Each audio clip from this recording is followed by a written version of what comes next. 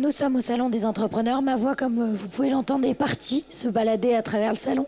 Mais on va quand même continuer. Cette année, on parle évidemment d'un des métiers partenaires du chef d'entreprise, celui des notaires. Et c'est donc l'heure de notre 3e émission spéciale. Vous pourrez aller voir les podcasts des 2 autres. Pour cela, j'accueille Maître Laurence Bridé-Lelong, bonjour. Vous êtes notaire à Orléans et Jérôme Cesbron, vous êtes notaire à Grenoble. Bonjour. Bonjour. Vous êtes également tous les 2 vice-présidents de l'association Notaire Conseil Entreprise. Alors, nous allons parler de la protection du patrimoine du créateur d'entreprise. Déjà, pourquoi faut-il lier cette notion du patrimoine et du chef d'entreprise? Pourquoi faut-il protéger le patrimoine du chef d'entreprise? Alors, pour répondre à cette question de manière très rapide, il faut définir le patrimoine. Le patrimoine, c'est l'ensemble des biens qui appartiennent à une personne. Les biens, c'est à la fois l'actif et le passif. Chaque personne a un patrimoine et un seul. Et entreprendre, eh bien, c'est prendre des risques. C'est donc faire prendre des risques à son patrimoine. Et c'est pour ça que la question se pose de connaître les risques, de les anticiper de telle sorte de pouvoir protéger autant que possible l'ensemble de son patrimoine dans ce cadre de création d'entreprise. Alors, quels sont les leviers activés pour pouvoir se protéger ? Alors, il y a d'abord les régimes matrimoniaux, c'est-à-dire en fait, quelles sont les règles qui vont appliquer la gestion des biens, la propriété des biens.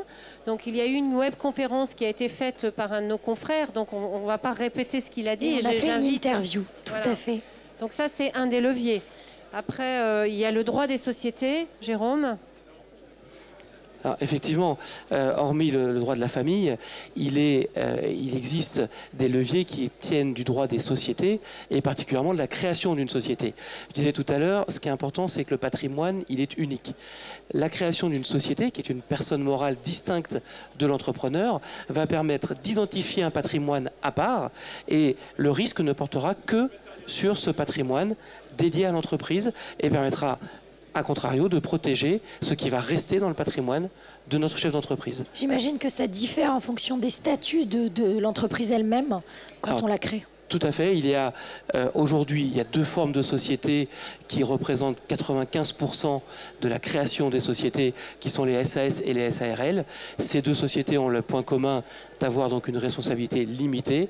En revanche, il existe des formes un petit peu moins utilisées, comme la société en non commercial, ou utilisées mais différemment comme la société civile, qui elles ne protègent pas, puisqu'on a un patrimoine unique. Qu'en est-il juste des entreprises à titre individuel? On parle d'auto-entrepreneurs, par exemple. Là, pour le coup, tout est lié, j'imagine. Alors, vous avez l'entreprise individuelle à responsabilité limitée, qui est une entreprise individuelle et qui a pour objectif d'effectuer un patrimoine séparé, professionnel, qui sera donc affecté à l'entreprise et qui permettra de sécuriser les biens personnels. Il faut malheureusement reconnaître que cette EIRL ne marche pas en pratique pour un certain nombre de raisons qu'on ne peut pas évoquer ici. Alors, y a-t-il d'autres clauses à connaître? Des petits astérisques? Alors, dans le cadre de la société, on a dit, on a entreprise individuelle et société. La société n'est pas miraculeuse. Donc effectivement, il faut, ce que vous appelez les astérisques, c'est attention à ne pas tomber dans l'excès de croire que ça y est, j'ai créé ma société, je suis tranquille, je suis protégé. Il y a des cas de figure où la société va s'effacer, la protection va disparaître. C'est le cas par exemple en matière de procédure collective. Si on a commis des fautes qui peuvent être reprochées aux dirigeants, eh bien la protection apparente va disparaître et les créanciers vont pouvoir se retourner contre le chef d'entreprise et contre son patrimoine. Donc les astérisques, c'est bien avoir en tête ce qu'il ne faut pas faire pour ne pas prendre ce risque d'être appelé en tant que personne physique dans la procédure collective. Il y a 2 notions sur lesquelles vous vouliez revenir. Oui, alors la question de la caution qui est un élément important. Alors c'est une principale cause d'atteinte au patrimoine privé du chef d'entreprise. Quand vous portez caution, en réalité, tous vos biens peuvent être saisis. Et donc à partir de là, la protection des sociétés n'est plus efficace, n'est plus assurée. Et il y avait aussi L'insaisissabilité. Ah voilà, je savais que j'allais pas y arriver. La déclaration d'insaisissabilité. Bien joué. Voilà, donc cette déclaration, en fait, elle n'a plus lieu d'être faite depuis la loi Macron. Oui. Alors attention, cette déclaration ne concerne que la résidence principale et elle n'a d'effet que pour les créanciers nés postérieurement à la déclaration. Très bien. D'accord, c'est important.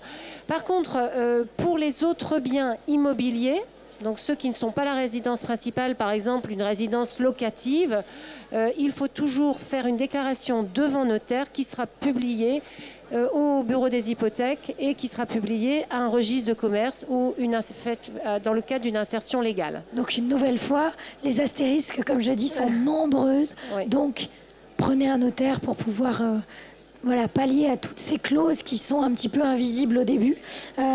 Dernière question, est-ce qu'on a des moyens de se protéger des aléas de la vie? Comment ça se passe de protéger son entreprise? Parce que, mine de rien, c'est son patrimoine également.